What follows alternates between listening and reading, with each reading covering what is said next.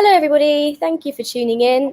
My name's Verity. I'm a TV reporter at The Mirror, and I'm here with Kirsty, who is a senior TV reporter at The Mirror, and we're going to be discussing the Baftas today. So hi.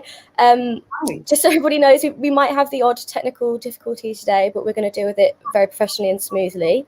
From the glamour of my kitchen. Yes, it's all glamour here. So Baftas last night, bit of a weird one, wasn't it?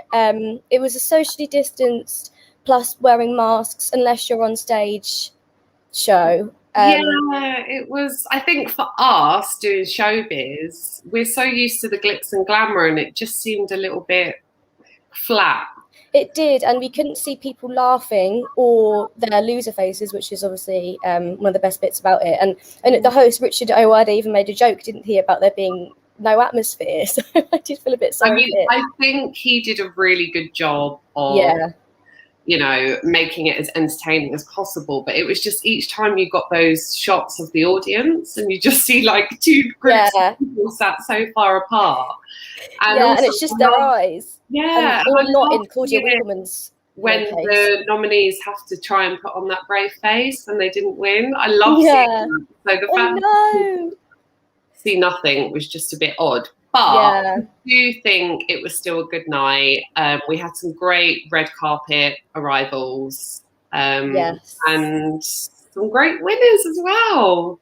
Yeah, and so I mean, we did have some really great winners. We had some really great speeches as well. I know that one that me and you are particularly passionate about is Michaela Cole winning twice for I May Destroy You, which was obviously just one of the biggest shows in terms of reaction that I've certainly ever seen, and extremely timely as well. What did you think about her speech? I thought, do you know what? I only watched I May Destroy You last month, and I'm so glad I did. I'd obviously heard so much about it, and it had been on my watch list, and I finally gave it a watch, and I was just so chuffed to see her pick up both of those awards. So deserved. And I think her speech she was very humble, but I think she made a really good point, what she said about dedicating it to the intimacy director coordinator. Yeah, which I didn't even know that existed at all, I think, until she said it. And it's actually, it just goes to show how important that must be. And as she said, it prevents any opportunity for abuse and exploitation. And it's especially timely. They scrapped the award that they gave to Noel Clarke. It's a shame that they didn't mention it at all. In my opinion, it might have been a nice time for them to bring that up. But I do wonder if it's an element of we're celebrating people tonight and we just don't really want to maybe bring it down.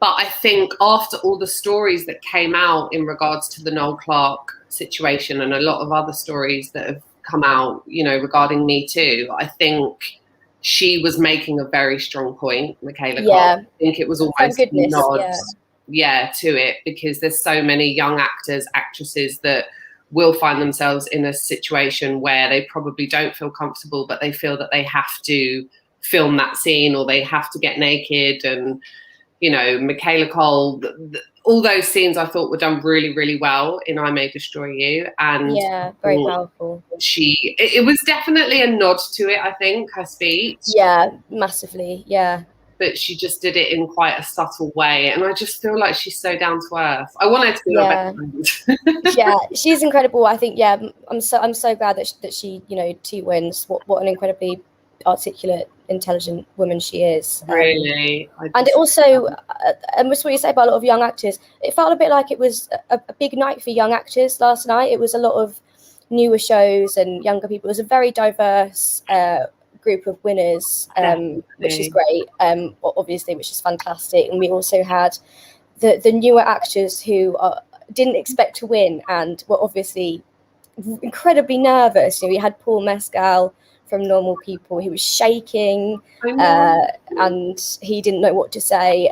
Ditto Amy Lou Wood from Sex Education, and I don't know if you remember her speech where she was just like, Yeah. "Oh, is this mine?" Like, it's just I think they just can't. It's so humble of them, because I really don't think they're genuinely expecting to win. And I think because I felt that, especially with the leading actor and leading actress, it was such a strong bunch of nominees that think they just don't even expect to win against some of them. But I am really glad that Paul Mescal won, because I loved Normal People. Yeah, he was kind great, of like the first thing that he's known for, and I just think he's just got off to such a great start, hasn't he? What a breakthrough. I know. In terms of losers who should have won, I mean, I was really happy that Charlie Cooper won for This Country, because it's one of my favourites. I do think he's so funny. It was a bit of a sad one, wasn't it? Because Paul Ritter was nominated and didn't win, and it was a bit, you know, obviously someone can't win just because it would be after their death. But it would have been nice to have recognition. But obviously he was included in the memoriam. But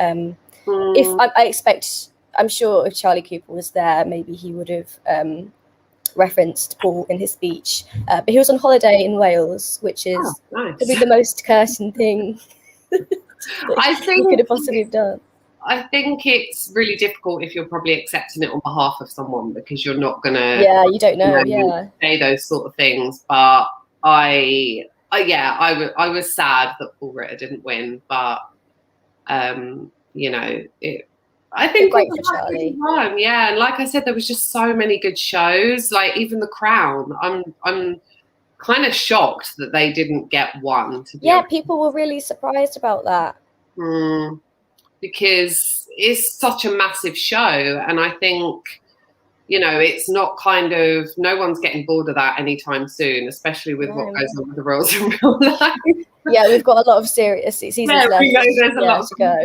So I think, you know, it was a shame, but then it is what it is. Like I said, there's so many good TV shows, and Normal People, I thought, I'm actually going to watch it again. I think it's time. It's time to watch it. Yeah, it's time every year. The fact that he, you know, dedicated it to Daisy, who obviously is co-star in it, I thought was really nice as well, because there's probably a little element of guilt of like, oh, I've won, but they're also that's very true. And I wonder if as a man he wanted to make the point of sort of recognising, you know, her role in his win. I do also want to say that I was really, really happy for Diversity, their must-see moment win, because I think Ashley and Jordan made a little joke at the very beginning about Jordan was saying that Ashley's a bit of like a slave driver when they're rehearsing.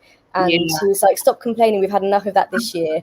And no one. I don't know if no one laughed or like no one heard it, but I thought it was good because, you know, obviously it was just ridiculous, the complaints, and so I was really happy for them to have been recognised for the timely and really important piece that they performed, which wasn't just about Black Lives Matter, and they made a big point of saying it was also meant to be about the NHS, and all these wonderful things got overshadowed, unfortunately, by some very unhappy people. But so I was really pleased for them, and I'm glad that they got some recognition for that.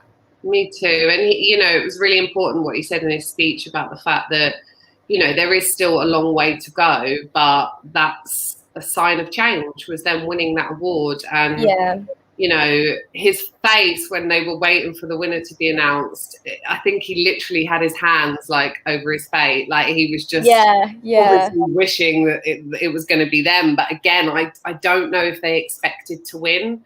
So. No, I imagine not. I mean, and it was funny that they were up against Nigella Lawson just saying "Meet Crow Wild Day." I mean, it feels like you can't really put them next to each other, but then I suppose they did.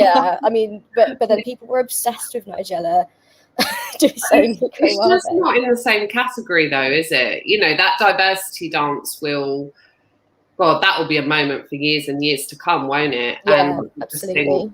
Nigella saying microwave in the weirdest way possible is probably not on the same sort of, you know, not quite.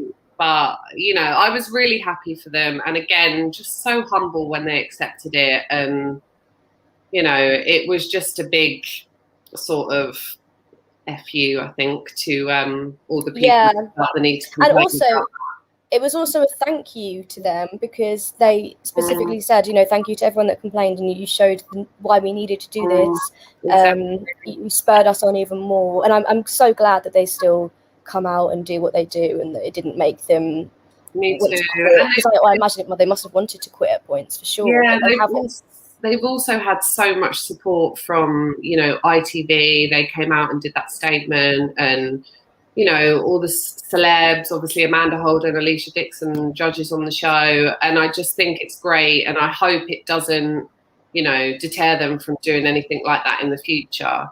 Yeah. I know they've suffered a lot, you know, with the trolling online and stuff. So I really hope this can kind of give them the boost, you know, to think, actually, we did the right thing there. Yeah.